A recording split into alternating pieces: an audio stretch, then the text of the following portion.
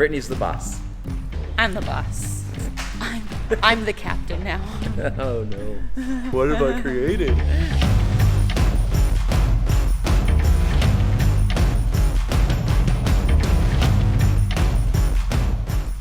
What's up, Brite Nation? What's going on? And welcome officially to day 3 of the stepchild build of putting a 6.4 liter Hemi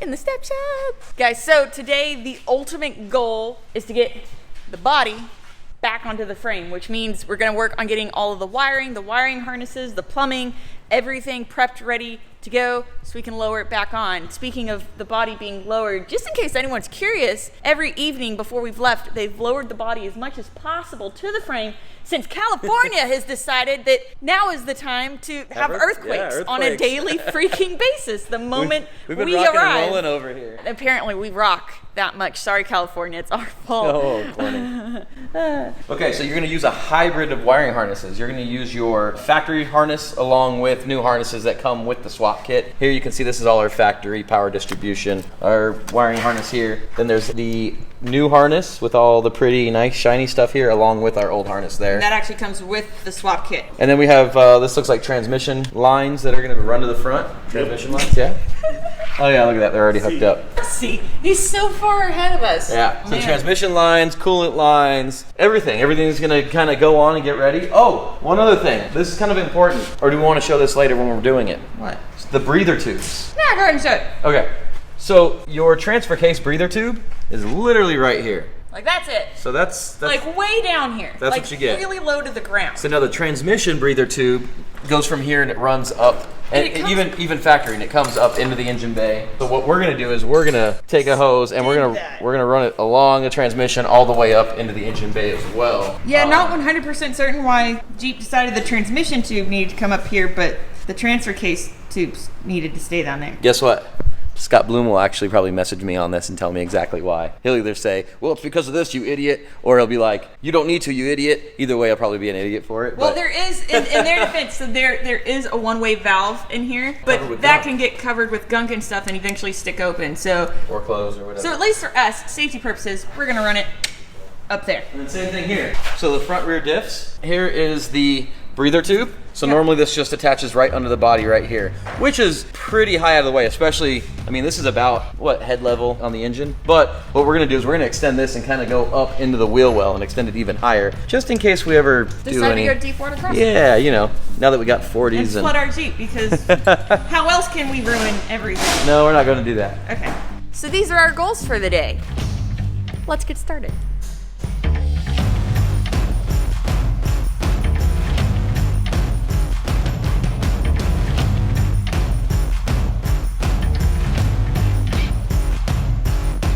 I just want to take a quick second to show off these low profile zip ties. Look at these bad boys. They lay totally flat.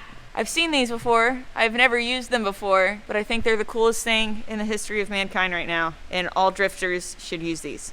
And people in general, probably. Yeah, like compared to that crap. Look at that crap. It just sticks up. It wasn't even cut. Who left that uncut? Yo no sé. But you cut that, and then you stab people with them, and it's the worst. Low profile cable ties, they save lives.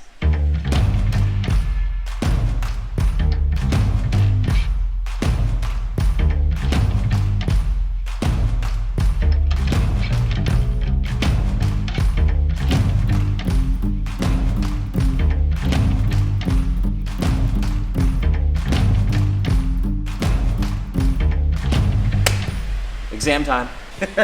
All right, so what we have here is our electric power steering system. This is an electric power steering pump. Now on most vehicles, they have mechanical pumps. On the JL, and actually a lot of new vehicles, they went to an electric pump. This is an inline cooler that I added for the hydro assist. But you can kind of see this is where your fluid's at, feeds into the pump. The pump has a high pressure, low pressure, and it kind of goes through the whole system here. This is a cooler. This technically is a cooler. It's just a line.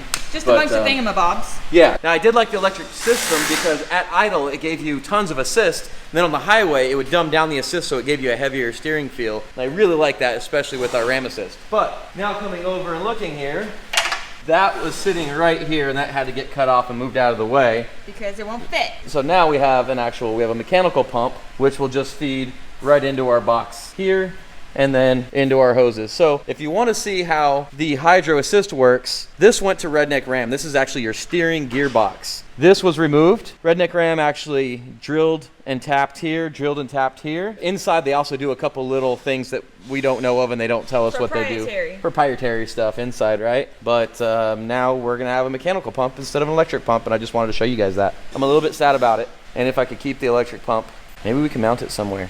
Stop talking. You're trying to make this so much more difficult than it needs to be. 6.4 Hemi or electric power steering? Which one do you want? Duh. Okay, then end of conversation. Boom.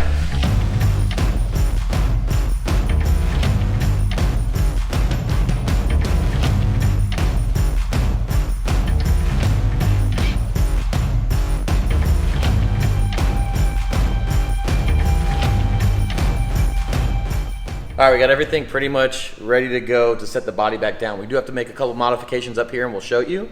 But what's really neat is that the fuel system actually remains factory. So here's the stock fuel line. They give you a connection here and it runs all the way up right to the fuel rail.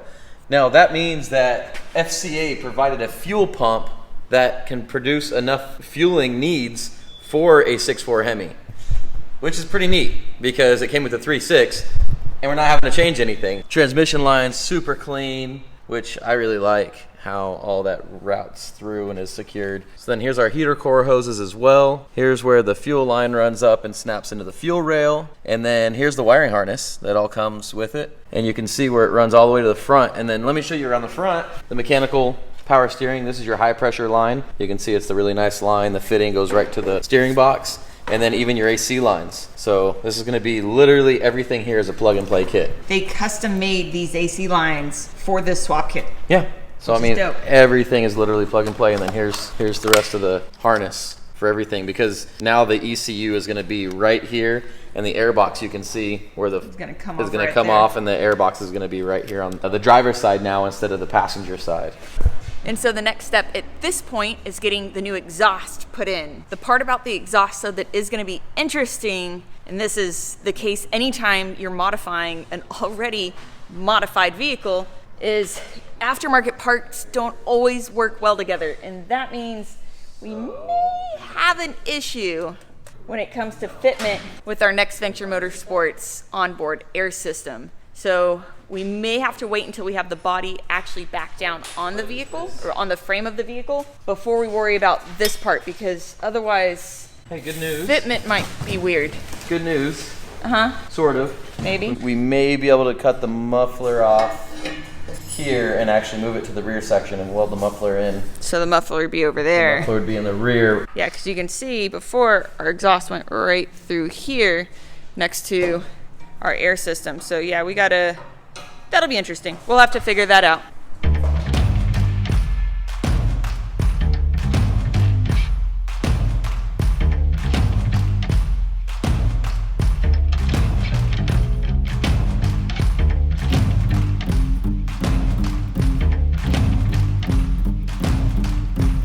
Now, for anyone who's curious what this exactly is, it's basically exhaust insulation wrap. It's heat wrap, and its sole purpose basically is protect not only the fuel tank here, but also the fuel lines and the evap lines as well, since it runs right through there.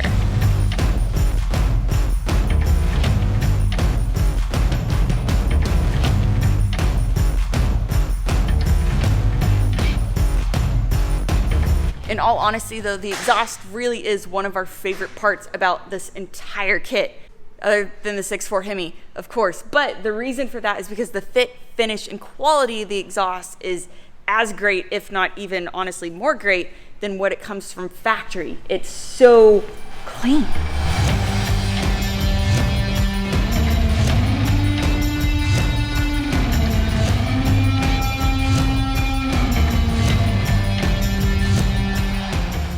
Now, as for this piece in particular, we've decided that we're gonna leave it off for the moment because we still have not quite figured out what we're gonna do as far as our air system goes. And the exhaust. And the exhaust goes. We don't know if we wanna try to relocate our air system or if we'd rather just cut the muffler and put the muffler back where kind of the factory Wrangler muffler used to be. We don't know yet. So we're just gonna hold off on that for now, get the body back on, and then decide from there, I think. Okay, so the next step in this build process is we actually do have to relocate the steering shaft through the firewall, which means we do have to cut a new hole into the firewall, right? Yes. Kinda? C.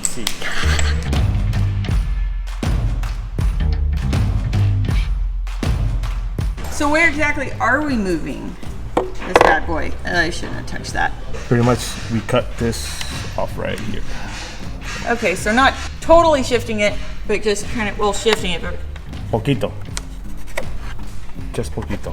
This, bye-bye.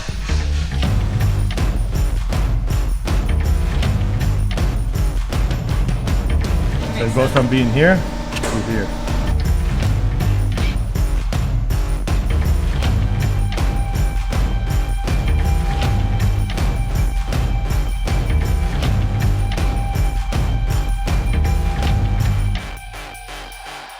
Victory's ours. So at this point, the body is basically ready to go back onto the frame, at which point we can hook everything up and start it. We can bleed brakes, we can put fluids, we can do... We're still waiting on the ECU. That's going to be here tomorrow. Oh yeah, we can't start it So we until can't the ECU start it. gets here. But we can get just about everything prepped and ready to go, so that all we'll be waiting on is the ECU. Who is it? Who's interrupting our video Spam, right now? AT&T spam risk. Jesus. 10 times All a day. the time, all So- day, every day. So yeah, everything's plumbed, all the wiring's there, it's ready to go. We're just gonna lower the body, hook up the brakes, hook up the little lines. I mean, All the little things, yeah, all easy the little peasy. things. And then...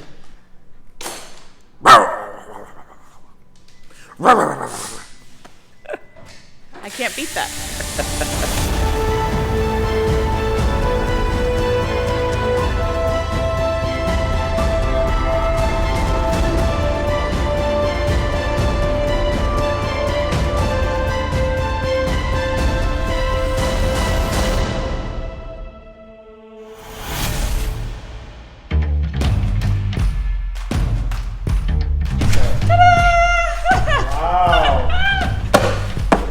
Oh man, 500 horsepower beast. Guys, my wife and I have a time alone for a few minutes. We're all in this together.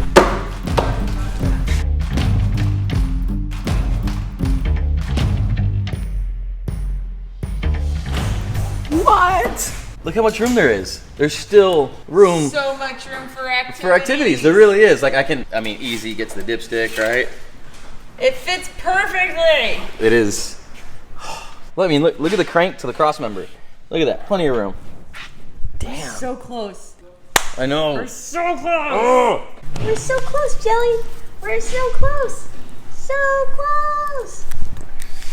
See, look at Jelly's excitement. So excited. now I got shop dog paw prints on my jeans.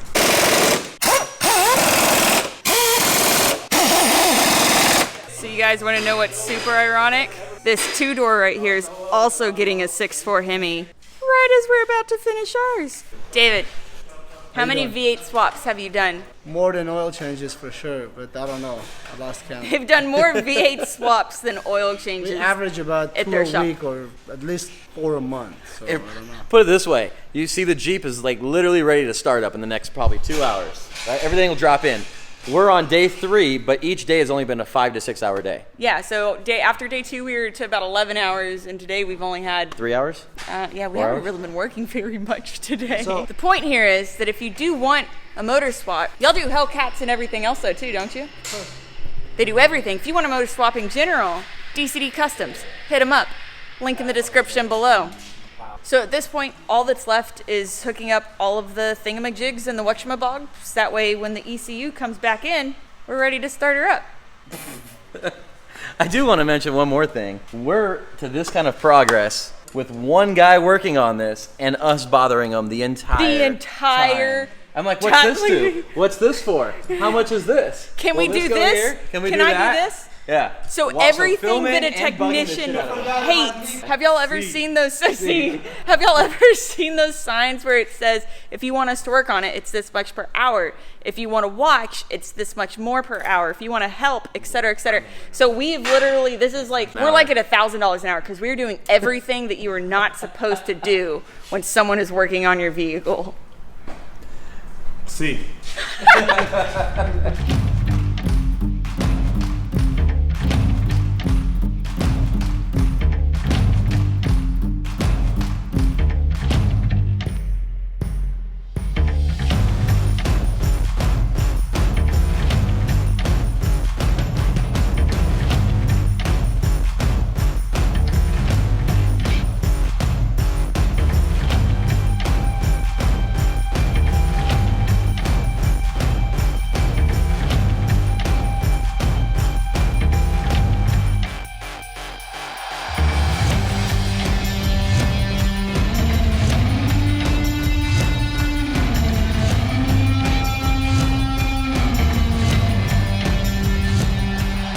All right, you guys, so that officially concludes day 3 of the 6.4 liter SRT Hemi swap for the stepchild. I am getting super excited. Everything is in. All that we're missing at this point is a battery, fluids, and of course the ECU. We don't have the ECU back. Hopefully that'll come back tomorrow. It's in the mail overnighted.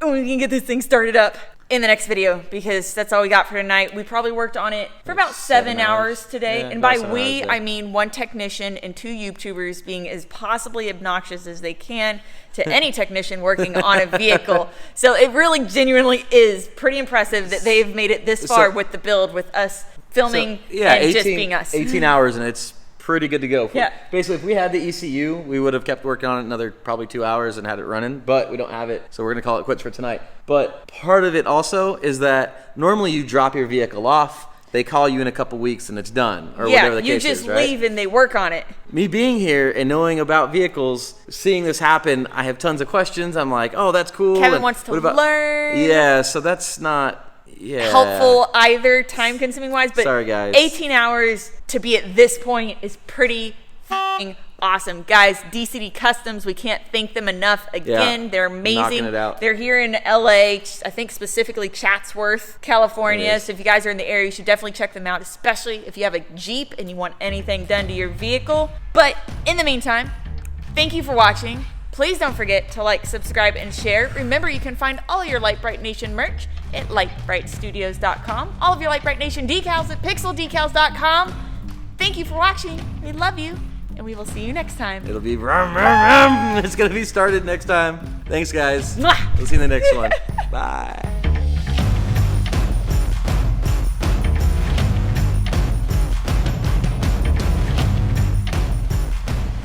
Face is a little wonky. All right. My face is a little wonky. Like it Is was that- bright. It was Oh, bright. oh, that kind of wonky. A bright wonky. I got you. I just want to take a quick second to second. Jesus. Not kidding. Get your shit together. Again.